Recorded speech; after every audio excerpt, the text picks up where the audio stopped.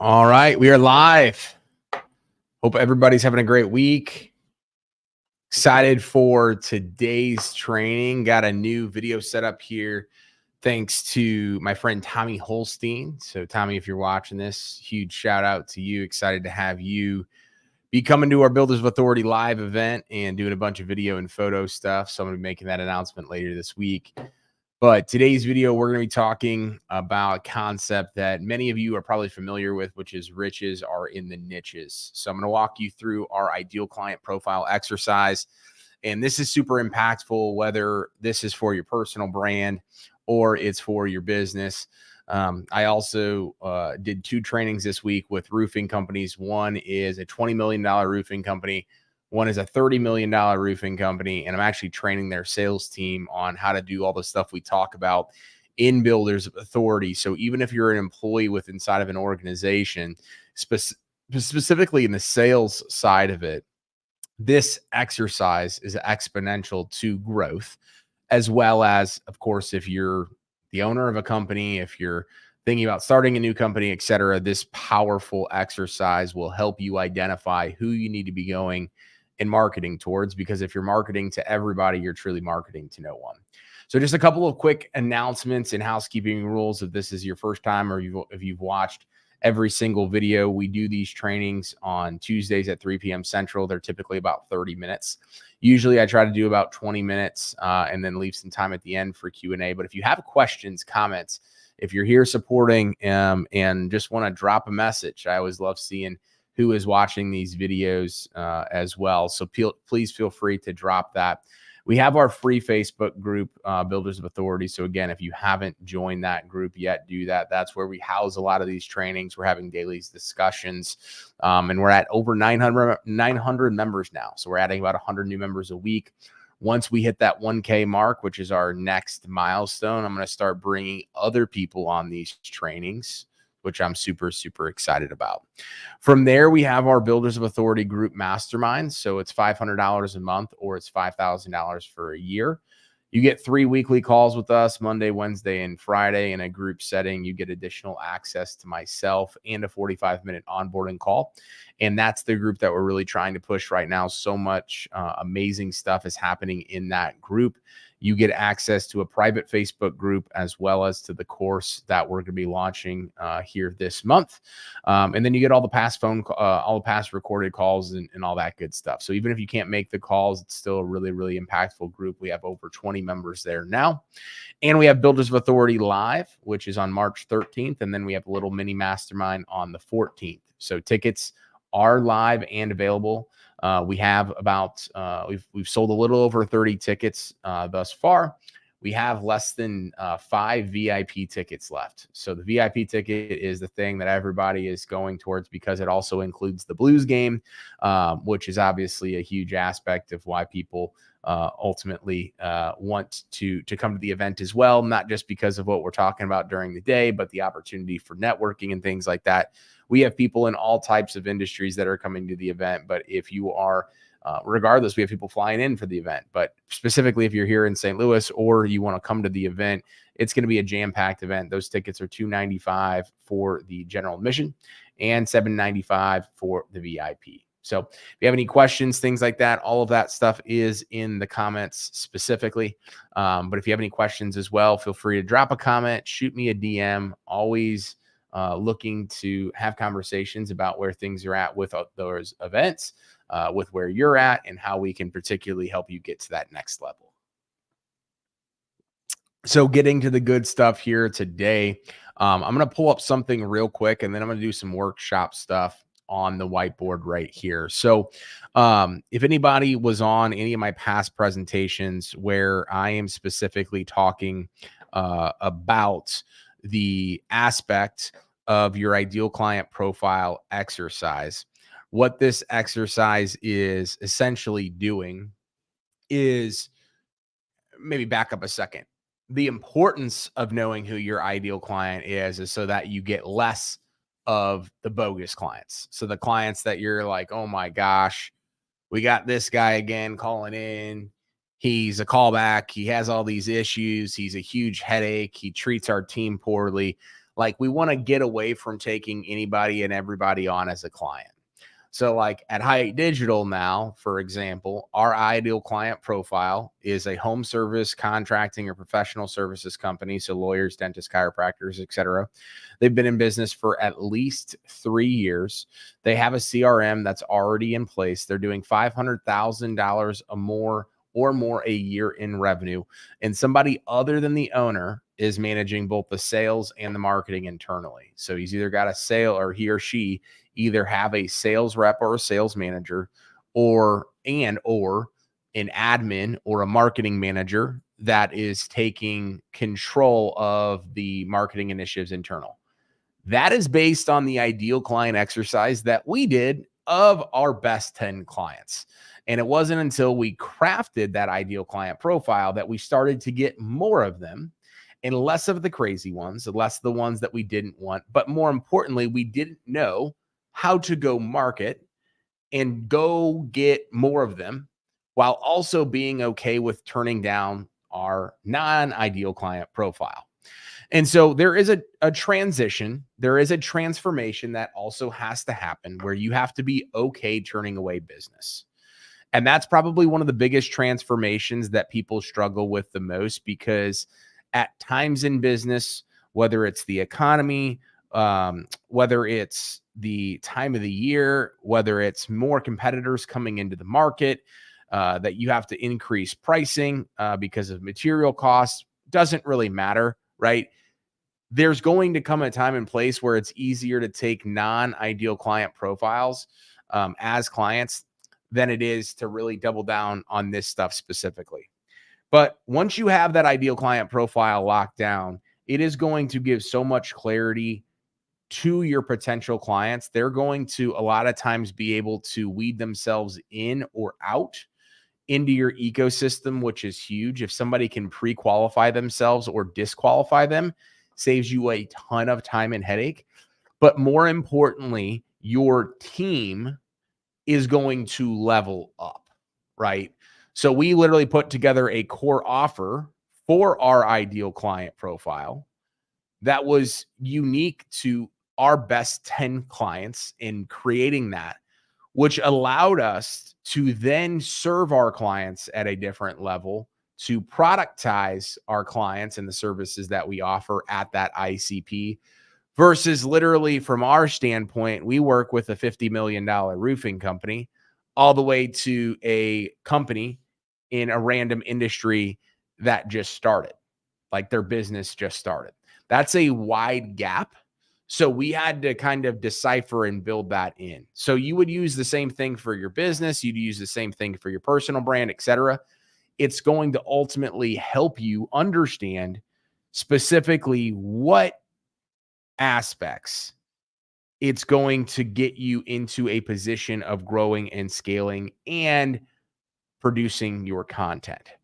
So now that we have this pulled up right here, you are going to take a look at the best 10 clients you've ever had. And this is relative to obviously how long you've been in business, how many clients you have overall. I just use 10. You can use 5. You can use 3, or you can use 20. But you're going to write down all of the different characteristics about them.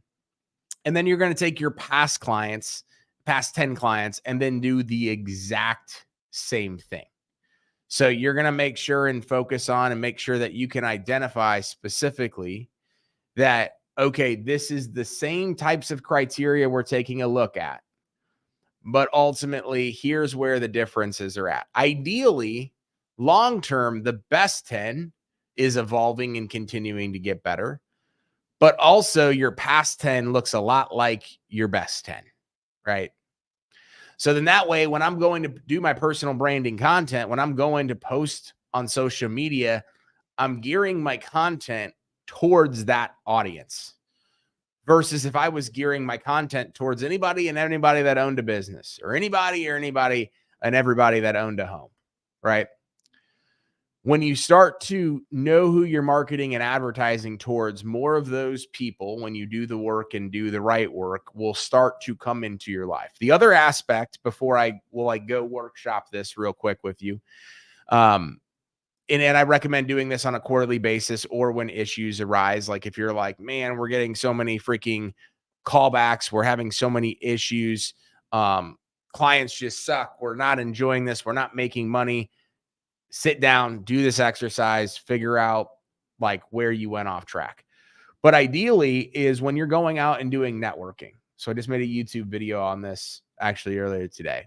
Is if you're giving like your elevator pitch or you're at a networking event or somebody says, "Hey Adam, how can I refer business to you?"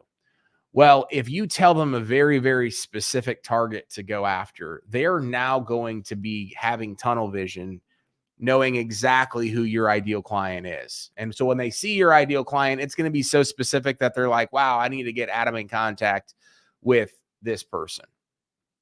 And then they're going to become a referral partner, a sales person, quote unquote, on your behalf.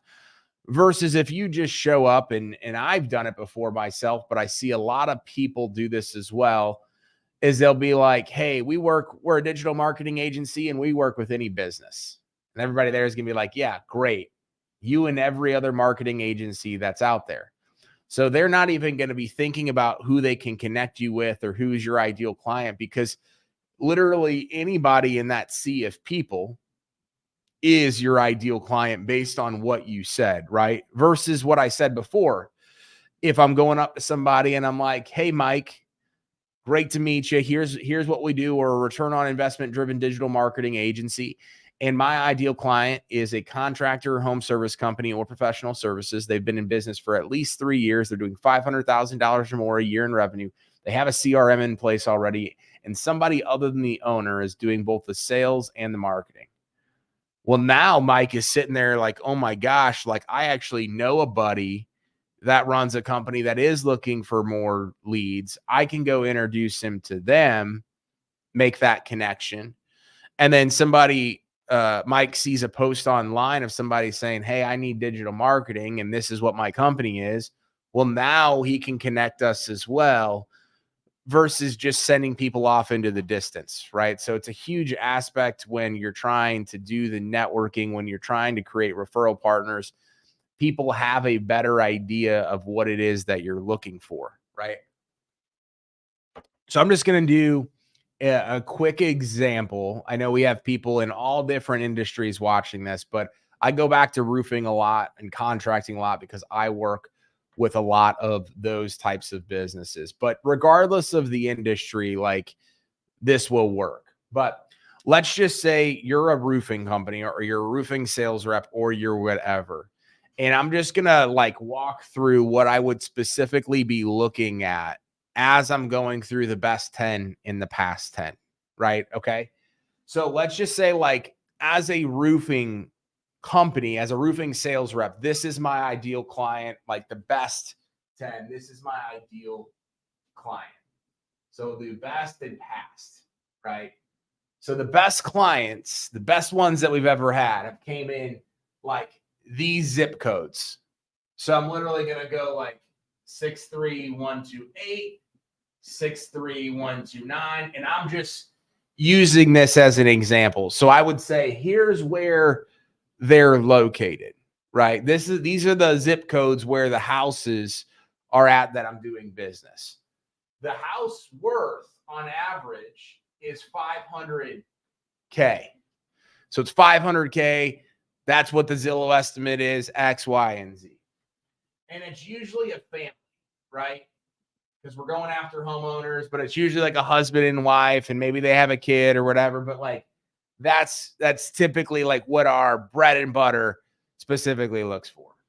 Their roof on average is 12 plus years, right? So their roof on average is like 12 plus years. Super easy. They have a X, Y, and Z credit score. So like whatever it is based on your almost knocked this over, but based on like whatever financing you have, whatever that situation is for your company, like that's what the credit score is, right? They came from referral from an insurance agent. whoever the agent name was, right? So this is a good starting point, right? So now I know where I need to be targeting. Now I know typically what the Zillow estimate of that house is. And then you can equate that into how many ever squares of the roof. I know that typically it's a family that has a roof that's 12 plus years, that they're a minimum credit score of X, Y, and Z. And the referral, the lead source was a referral from an insurance agent, right? Whereas you might look at your like last 10 deals, right? And you're like, man, I'm not closing the size that I want of the roofs. And, to be honest, they're kind of a pain, right? They don't know us. They don't know the company. It's just been one big freaking headache, right? And you start to look, you're like, man, I'm doing a 30-mile radius. So like my last 10 clients, man, they're in a 30-mile radius. So I'm driving around. I'm having to go freaking pick up paperwork. I'm spending so much money on freaking gas. I'm running with my head cut off. Like, I don't know specifically what's going on. And I realize I need to probably get a darker freaking marker. But that's where it's at, like that. The average house is like $250K. So we're literally half of what like my best clients are, right? The demographic is like, sometimes it's family, but like we're also getting, single people as well, because we're in that like condo-ish single family home type situation, which is fine, right? But like we're starting to see some differences here. The average roof is freaking 20 plus years. So it's people that wait way too freaking long in order to replace their roof. There's been 3 other storms that they probably could have got a free replacement, but they're so worried about that $1,000, $2,000 deductible. And the next aspect was most of these leads are coming in from all different random sources. One guy found me found our company on Nextdoor. The other person saw us on Angie's List, Yelp. I'm just using random sources. So this is the exercise that you walk through, right? And you can see the difference there. But until we're like truly analyzing these things and seeing the difference, we don't truly realize like how far off the beaten path we've gotten. But more importantly, we realize that even though this is like our best, this is what we're really trying to go after, we're kind of catering to everybody with our content. So the roofing company's business pages or the sales reps' business pages is like, hey, there's a storm in the area, or we're doing free inspections. You're not taking before and after photos. You're not actually doing a video on site where people can see the big, large $500,000 plus houses you're getting. You're posting a story every once in a while, and it's literally just like the most mundane thing that everybody sees from every other roofing company. So you're not truly like differentiating yourself and speaking to this. And then you're going to show up to networking events and you're like, hey, business is slow. We need more roofs. We need more projects. Like, we'll work in a 30-mile radius. Send it our way. Again, a lot of this stuff is just like the mindset and manifestation and branding and understanding foundational 101. So you can start to market and target to the right people, right? So I'm going to finish up here today where we're coming up right at 20 minutes. I know somebody commented, looking to build my personal brand. Awesome. Let's have a conversation. If there's any other questions, if there's any other feedback on topics you guys are looking and gals are looking to learn from me every single Tuesday, please feel free to drop those here in the chat below. And then from there, again, if you're watching this video on replay or anything like that, feel free to chime in as well. Again, getting the feedback on these specific sessions is crucial. So again, today we kind of recap the difference between working through that best 10 ideal client profile to craft that ideal client profile, and then what the past 10 looks like. So that way we can understand who we need to be targeting and marketing to versus who we might be targeting and marketing to. So that way we can get tunnel vision on specifically what we want. So I'll leave this up here for a couple of seconds. If you guys have any questions, just let me know. Always feel free to drop something in the Builders of Authority main group or shoot me a DM on social media. Had a pretty good crowd today, a little over 10 people for most of the time. So that's always good. Let me know if you all need anything, if you have any other questions, need anything else like that. And we'll see you next week. Thanks.